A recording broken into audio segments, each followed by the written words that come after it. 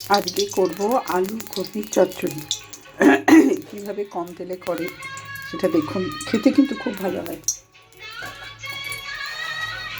মুখে কিছু বলবো না, একটা করে দিয়ে দিচ্ছি, নিশ্চয়ই বুঝতে পারছেন।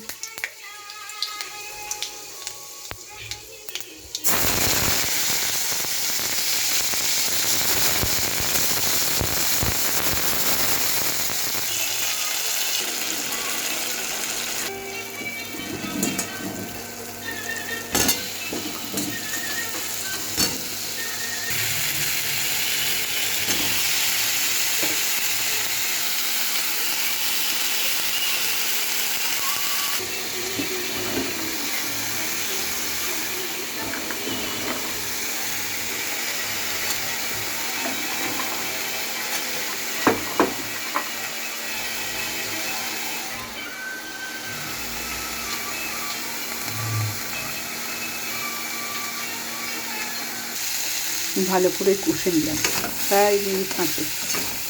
এবার একটু জল দেবো, দিয়ে ঢাকা দিয়ে রাখবো। হয়ে গেল আলু কপি চচ্চড়ি। এবার গ্যাস বন্ধ করে দেবো।